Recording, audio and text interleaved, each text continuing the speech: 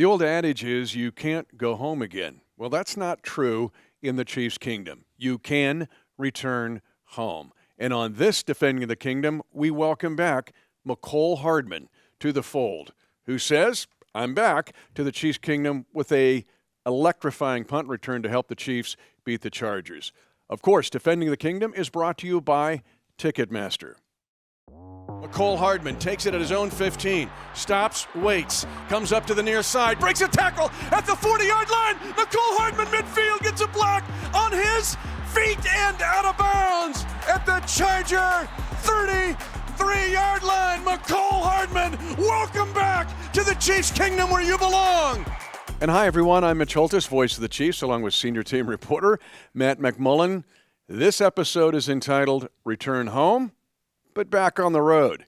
And before we talk about returning home, let's jump into the satellite that is the Matt Stat and take our trip around the world on our own little virtual Defending the Kingdom satellite. That was a good segue. That was good. We have some good ones this week. We have Ryan checking in from Bartlesville, Oklahoma. Are you familiar with Bartlesville? Oh, yeah. Phillips, the company Phillips, right? Okay. Phillips 66, that's Bartlesville. I had no idea, but shout out to Ryan. Oh, yeah. Also, Oklahoma Christian College. So they have a college there. It's, yeah, for sure. All right. Yep. Shout out to Caro and Mattis from Dortmund, Germany. We've shouted them out before, but I mention it because they were here for the home opener against the Lions. Feels like forever ago now, but 7 weeks ago. And they wrote kind of a memoir about their time here and how exciting it was. Of course, they would have liked to see a win, but they said they had an amazing time in Kansas City doing all the Kansas City stuff, and they will be back. And we'll see them here in a couple weeks, which is hard to believe that it's almost here. And speaking of that, at the Chiefs Kingdom show this week, a family from Frankfurt, Germany came in for the Charger game. 4 little kids, right? Wow. Yeah. It was like 5, 7, like, so they came in because they wanted to see it.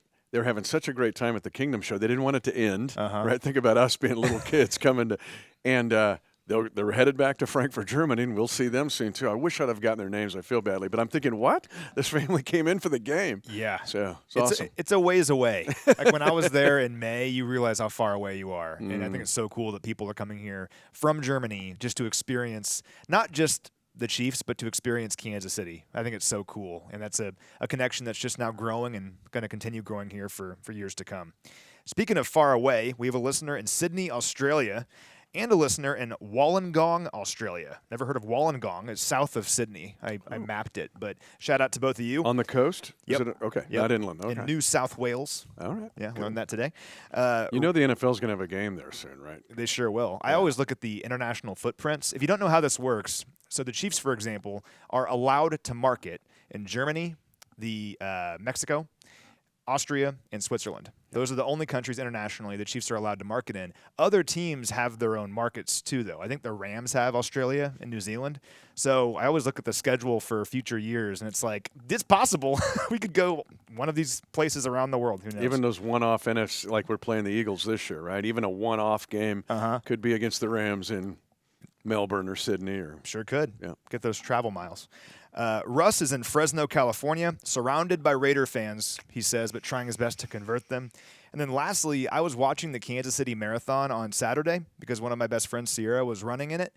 Shout out to her. She finished in like 5 hours. I could never do that. But Where's Sierra from? She's from Dallas, South Dakota. Dallas. Yeah. South Dakota. Uh-huh. Yeah, right on the Nebraska border, right? Yeah, little teeny town. Love it.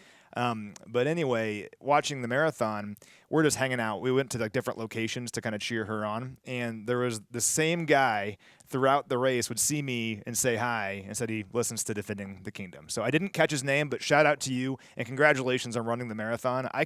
He was running the marathon. He was running the marathon and saw me and Matt, went, yeah. Hey, I love this. Yeah. I could never run a marathon. I ran like 5Ks in high school. I can't even imagine doing that now. So shout out to everyone who ran the Kansas City Marathon, especially that guy. But he had enough oxygen in his lungs to shout out to you. It was like no problem at all. Like he was like on a stroll around the park or something, running like 26 miles. I don't get it. But very impressive stuff. That finish line, of course, means everything to that 26.2 miles that they run. But it also means something to people when they return home. The National Football League is interesting. that, and I remember this, and I was talking to Mecole about it, but I saw his family right before, it was the game day. It was game day of Super Bowl 57. And I'm thinking, he had been dealing with the injury, but it was his whole family, right? And it's such a great family and a background. I thought, but what happens after today?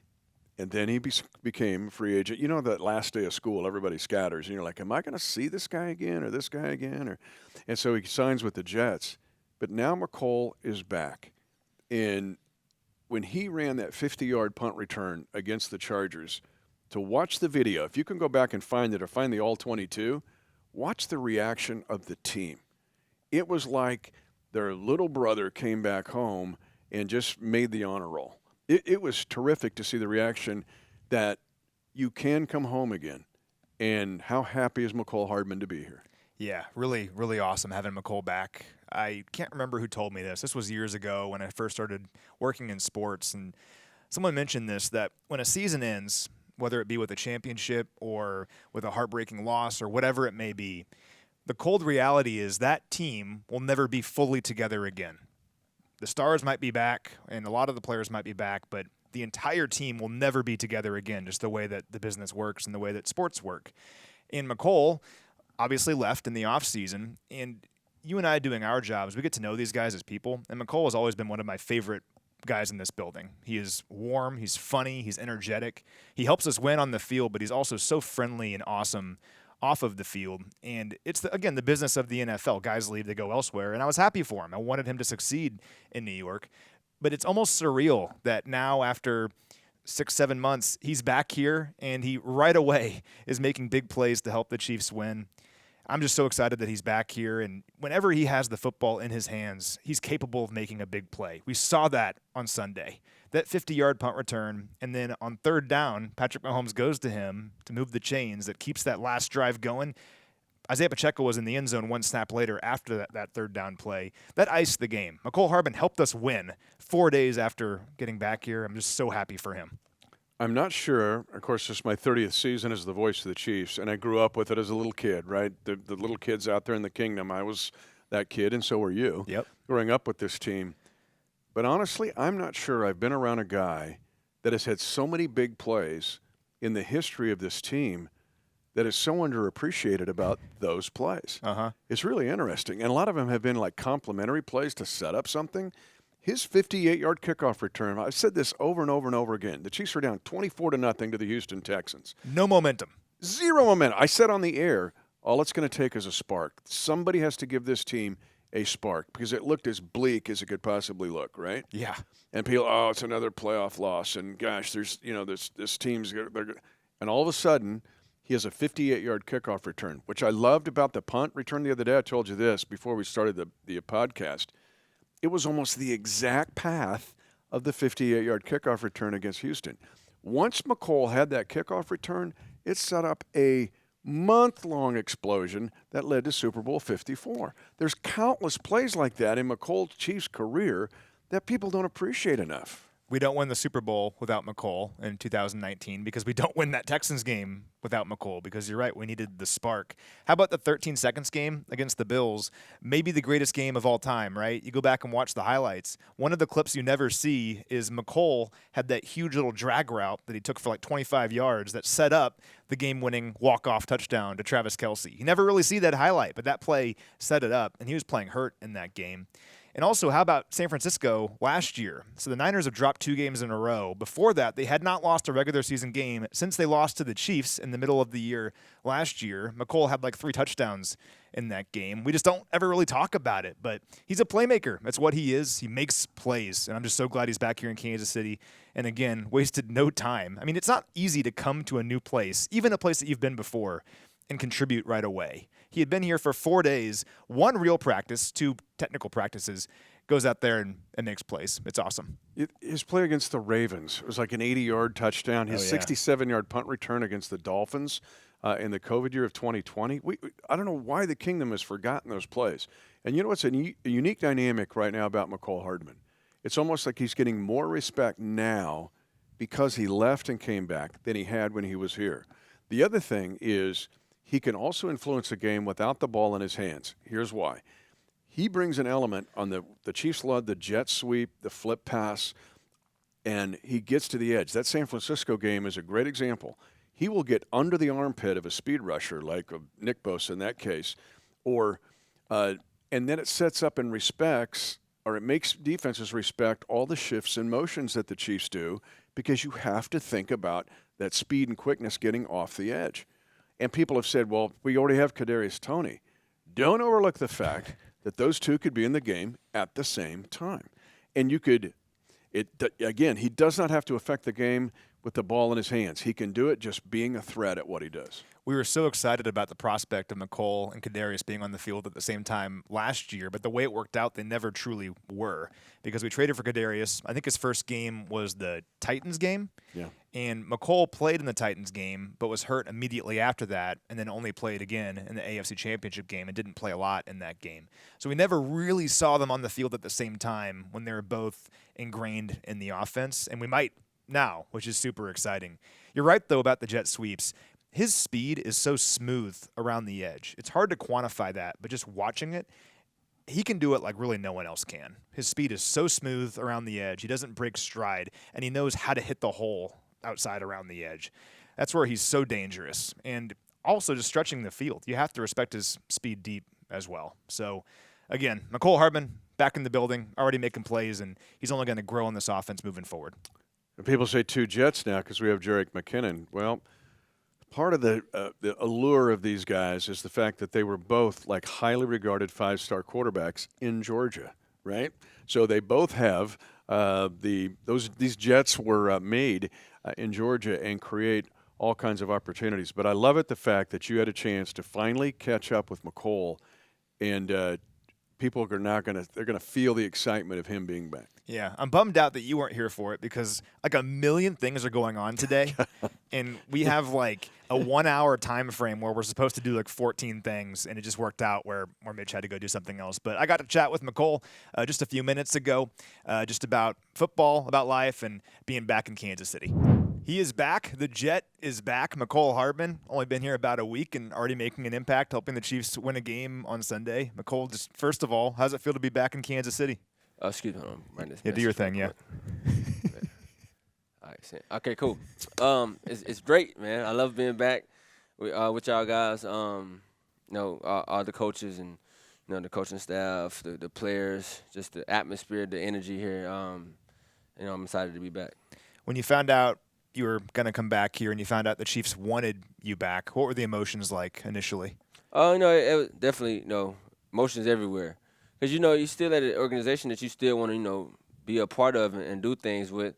Obviously it didn't work out. And just, coming back to your old team, it's like kind of like a blessing, because you don't have to, relearn nothing. You don't have to, like, learn new offense. You ain't got to meet new people and, a new city and, get acquainted with certain things. And just to come back to something that and that you're very familiar with is a plus. There's all the footage of you out there at practice on your first day of practice, I think was Thursday. You're just dancing with the guys. It's like you never left. I mean, was it kind of surreal that there was like this 6-month gap, but you were just right back where you started? Right. No, it was just like that moment of energy that I always have, that I always bring. And I think I'm just going to continue to bring the energy to here, the positive energy and the excitement, and just do that the best way I can to try to keep everybody full of energy. So. And people like on the radio and everything wondering if you were going to play. In my mind, I'm like, he's definitely playing on Sunday. And you made an impact. That 50-yard punt return. Walk me through that. And then what's it like as a return man when you make that first guy miss and you hear the crowd start to get louder and louder? Like, what's that feeling like? Oh, yeah. So, the punt before, I should have ended up catching, but I let it go. And I thought I was going to go in the end zone. And actually, it was a great punt by JK, but Toe was like, hey, you got to go get that, man. I'm like, all right, cool. So the next one, I'm like, I'm going to catch this no matter what. Like, if I get hit, I get hit.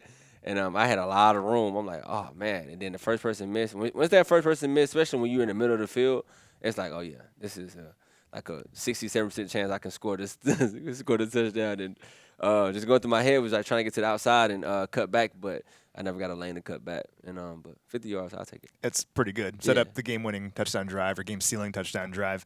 You were doing your under-the-helmet interview a few minutes ago. I was listening to it. Your plan, because Dante Hall was being honored, being put in the Chiefs Hall of Fame, you're going to throw up the X if you scored. Was that the plan? Yes, that was the plan. Because I didn't know he was getting inducted until like Saturday, I think. I'm like, man, it's crazy. If I return one, man, kickoff or punt return, I should throw the X up in the end zone. That'd be like iconic type thing, And I should have still did it when I went to the end zone, celebrating. But man, I wanted to score so bad just to dedicate him because I like Dante. He actually a good friend. Every time I see him, we speak. We have conversation and everything. So definitely one of those guys that I've watched film on and seen what he's done back there and how he did certain things. So definitely somebody you can learn from. But just the honor would have been crazy though. Now, the punt return was huge, obviously. People are going to remember that. What people might not remember, and they should, is your third down catch because that extended the drive. Then one play later, Isaiah was in the end zone. Were you the first read on that, and how did it feel to get the football in your hands offensively and get that first down? Yeah, I blame Pat that I didn't score. I could have ended the game. Okay. Because I am the first read on there. And I don't know what he was looking at first. Probably Trav. Because he came, I think Trav came open too as well. It was kind of like man, I believe they ran, and I had just a drag route, over route, and if he hit me early in stride, I think I scored right there. But overall, I just make the catch and first down, and everything else is history. Yeah, one play later, Isaiah in the end zone. Touchdown. Yep. Now you talked about this a few days ago at your press conference, but I think a lot of people don't realize what you had to go through last year to get back to the AFC Championship game. You missed all that time. You had the injury. Just walk me through what that was like, fighting through that, getting back to the title game, and then getting fully healthy in the offseason. Yeah, so it was definitely a struggle because actually I don't think I said it in the press, but me actually tearing my groin was a blessing in disguise. I don't think I said that. I should have said it, but and that was in the title game that happened. Yeah, that was the AFC Championship game. Yep. So going back, I was just I was working back. Obviously they knew I was nobody knew I was in the hospital or whatever, but after the hospital and everything there, I stepped rehabbing and actually started coming back pretty fast. Started running full speed and things like that. But when I started to practice, my groins would go out, or my pelvis would start locking up, or it would start shifting, or I just keep getting cramps, and I just never could get fully healthy. And I never knew why. I'm like, dang, like usually because the doctors were telling me like every week you're gonna get better. Yeah. Like you're just gonna get better and better. I'm like, okay, cool. But I never seen that effect until like the first 4 or 5 weeks. Maybe I was just getting better, and I just went to a standstill, and it was kind of was declining in a sense, and I didn't know why. Then finally, obviously the playoffs get here. I'm like, man, I'm gonna play in the playoffs. So we had the bye, I believe, and then we played the Jaguars. We beat them. I'm like, I'm gonna have the next game against the Bengals, and so we played. Did whatever. I felt good, probably like 7%, 60%, and I'm like, I'm still gonna play. Then on that catch, when I got hit for the first down, I tore my groin. And actually, when I tore my groin, and then I went to go have surgery in Philly with Dr. Myers, he when he opened me up, he was like, I had like crazy infected tissue. Wow. Under my where my pelvis at, like it was like crazy infected, and I'm like, dang, that's why I kept feeling like my groin and stuff. Like he was like, yeah, like you was, like I had to clean it out basically. So like instead of me like having like groin repair on my both sides, he actually repaired my pelvis, like the tissue that was above my pelvis or wherever it was at, to get all the infected area out because it was a mess. He said it was a mess down there. Like I had to really clean you up. And so usually it was like a simple surgery that really got a little complicated because he had to clean me up a little bit. And I didn't know that because when I woke up, I think it was me, Amari Cooper was there. Who else was there? Oh, I can't even think. Somebody else had the same surgery. I think Sauce Gardner was there, I believe. Okay. We was all there, same surgery, but I was kind of like more messed up. I'm like, why y'all walking and I'm hurting to do whatever, But I kind of figured I was that. And then, but after that, they happened. Finally got the OTAs, didn't do OTAs, training camp, and finally, didn't get healthy probably till like a week before the first game. And then after that, I was, doing pretty good. Yeah, well, you look pretty good right now and looking yeah. good on Sunday. I want to ask you about the culture here, and this is nothing against the Jets because I have a lot of respect for those guys, but just now that you've had a chance to go away and then come back, just what's special about the culture here in this locker room? Yeah, the standard, man, is crazy, But when you go somewhere else and actually like here, so we would have been to like a few Super Bowls, and so now here the standard is winning, is get to that, and over there is more so like we trying to establish the standard, the culture, we want to establish what we're about, so that way we can play to that, and then and with the mindset of that, getting to the big game, Yeah. But here it's like it's already set, it's already established, and that's how we go about things. There's no, working the way in, or we're gonna change this or change that. Like when I got back, it's still the same thing. We practice how we practice, we play how we play. You know what I'm saying? And Coach Reed ain't changed, nobody changed. Everything is still the same. So. Absolutely. And lastly, playing the Broncos this weekend. I think your first 100-yard game was at Mile High back in 2021. Just your thoughts on playing the Broncos on Sunday? Looking forward to it. Haven't seen the playbook yet or the game plan. Hopefully, I'm in there a little bit, so I can touch the football a little bit more. But I'm excited, man. I love to play in Mile High. It's gonna be a cold game, which is great. Kind of missed the cold a little bit. So just being out there with the team again, man, and play my role, do the best way I can, and hopefully come up with a win. Well, I'm so fired up that you're back, man. I think about back in 2019, we don't win that Texans game without you starting everything with that huge kickoff return. Yeah, man. Think about the 13 seconds game. We don't win that game without you having that huge play that set up Travis's touchdown to beat the Bills. Let's talk about it. First of all, listen, that's what I don't like.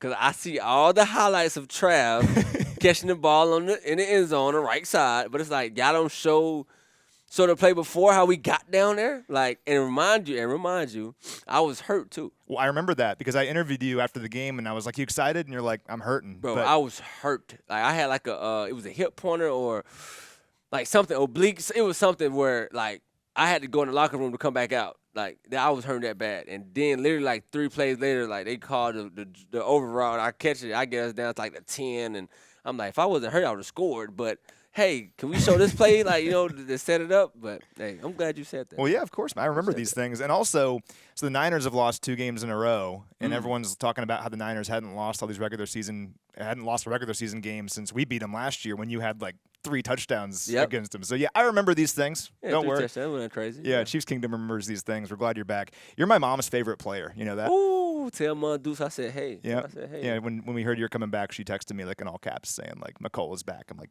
Appreciate sure that, Mama. Yeah. I appreciate that. I appreciate you, man. Appreciate it. Again, he's got an infectious personality, but his football skills helped this team. Last year, he talked about it in his presser. Now, you and I were getting the indication that it was very, very serious of what he was going through last year. And we even heard some, it could be really bad.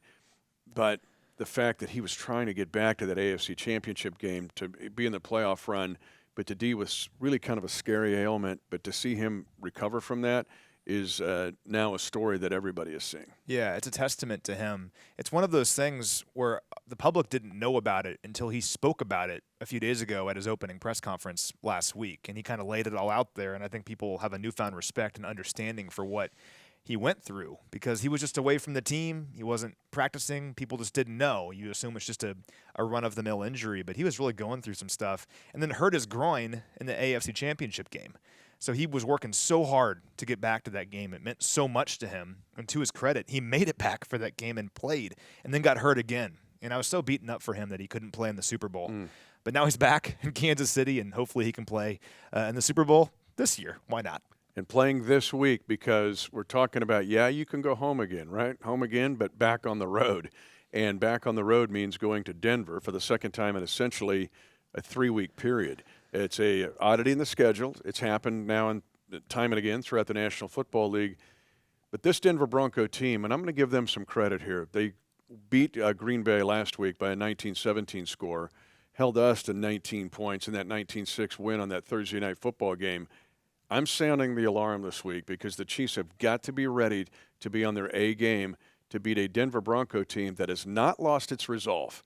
That's the best compliment I could give this team right now for Denver, is they believe they can win this game, and the Chiefs are going to have to beat them to beat them. Yeah, a lot of respect for them right now because it would have been very easy after that Thursday night game that we played them just a few weeks ago and beat them for them to say, all right, let's trade everybody away. Let's just pack it in for the season. They didn't do that. I mean, this is a team that sure is 2-5 in the standings, but that win over Green Bay gives them the look of a team that believes they can turn this thing around. And the AFC is wide open. I mean, there's 7 spots in the playoffs, right? Like, they don't think they're out of it, and they're playing like they don't think they're out of it. And especially against us, they want to beat us like it's the most important thing in the world. So the Chiefs will have to be ready for this game. This is a team that obviously has a lot of talent. They've had a lot of bad luck over the last couple years, but it'll be a challenge for sure.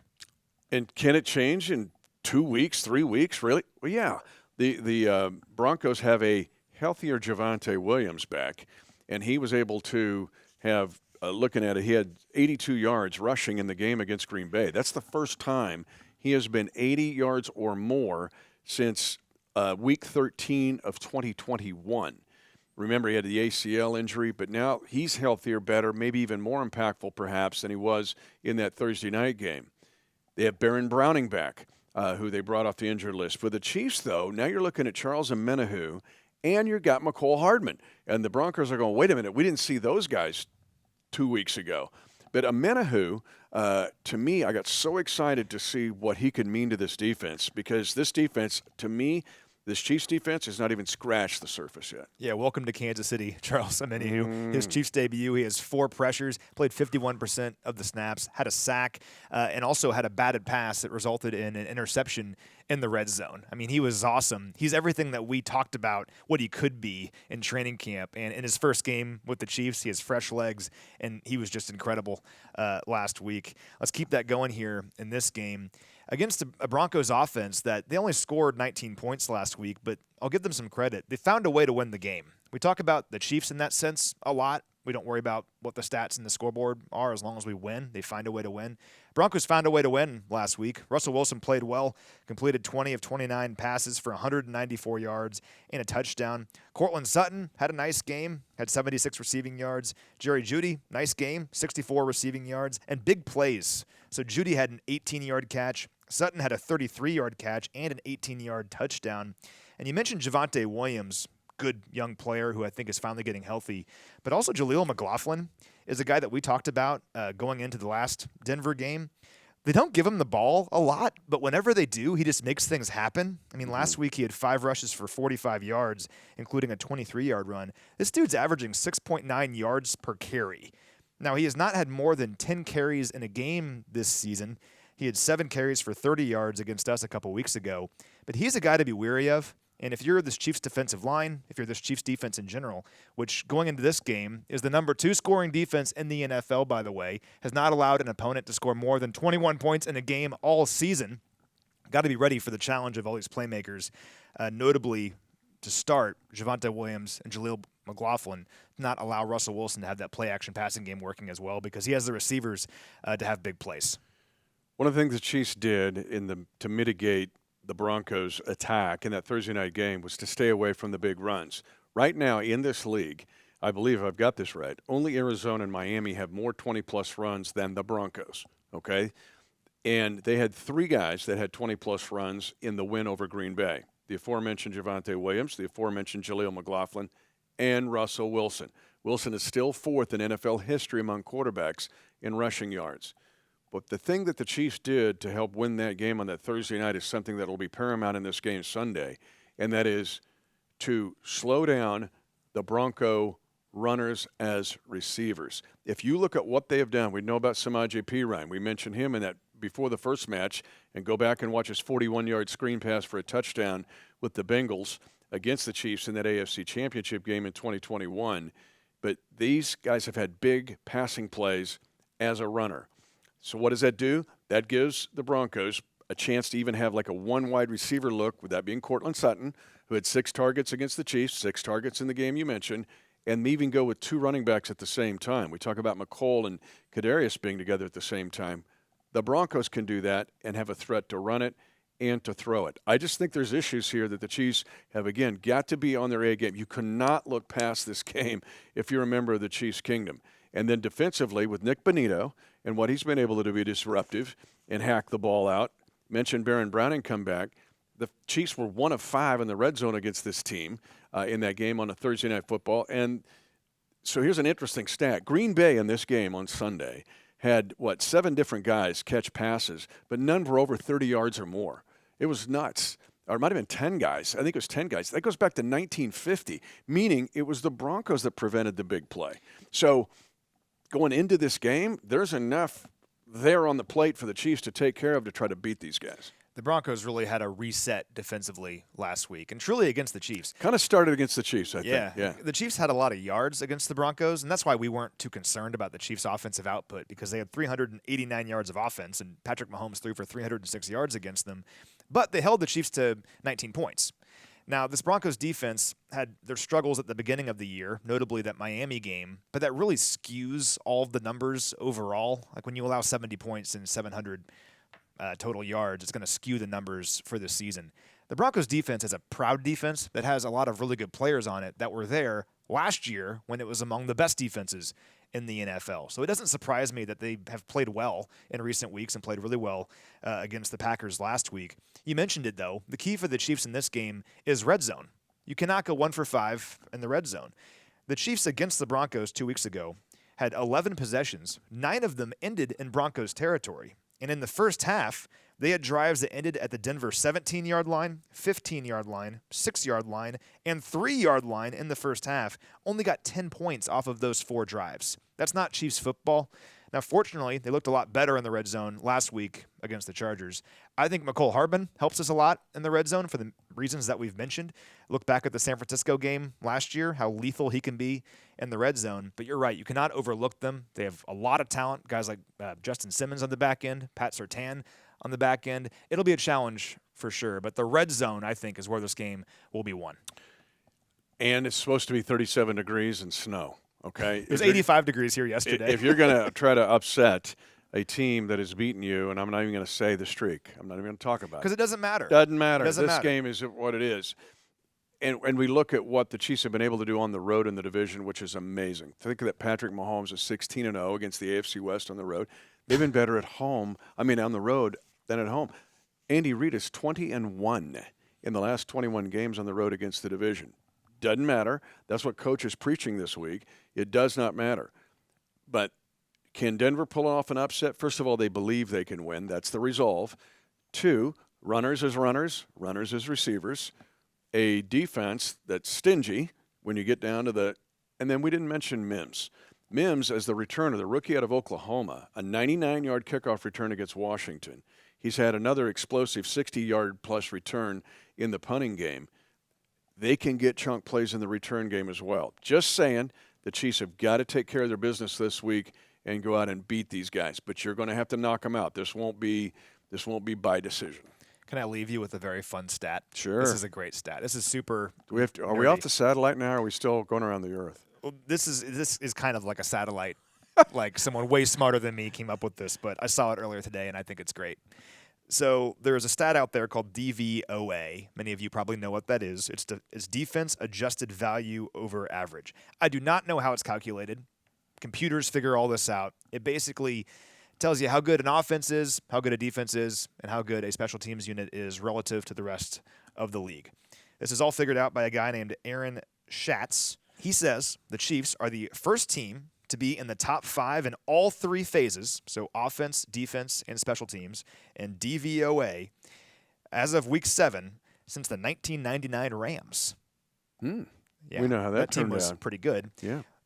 They are the number 3 offense, according to his metrics, the number 5 defense, and the number 2 special teams unit. Just the 7th team since he started tracking this stuff, which dates back to the 80s, to be top 5 in all 3 units in Week 7 of the season. Pretty amazing. So, yeah.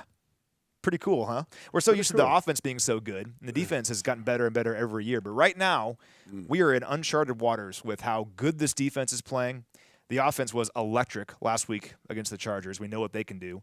And the special teams unit, Harrison Butker, has been incredible this season. And you just add Mecole Hardman to the mix. We saw what he did on Sunday. This is a special team, and I think we can't lose sight of that. But you got to take care of business in this league every week. We see it every week. Somebody gets ambushed. Take care of your business this week. against the Broncos. And this defense in offensive yards allowed is the best for the Chiefs since the 1997 Chiefs. You're going back to the days of the late Derek Thomas and Neil Smith. But when I watched it, rewatched the game against the Chargers, and there was different combinations. That goes back a couple of episodes on Defending the Kingdom. But when that group had Chris Jones at left defensive end, Amenahu at left tackle, I should say, different guys at right tackle, right? It could be Felix, it could be Mike Dana, it could be Turk Orton, and then Karlaftis at right defensive end. It took me back to like my real childhood of the Buck Buchanan, Curly Culp, Jerry Mays days, because they were a wrecking crew. That we haven't seen a front play like that across the board, really, I think, since way back when, with the Hank Stram-led Chiefs. But we know this. You can go home. You can return home, but you also have to go back on the road.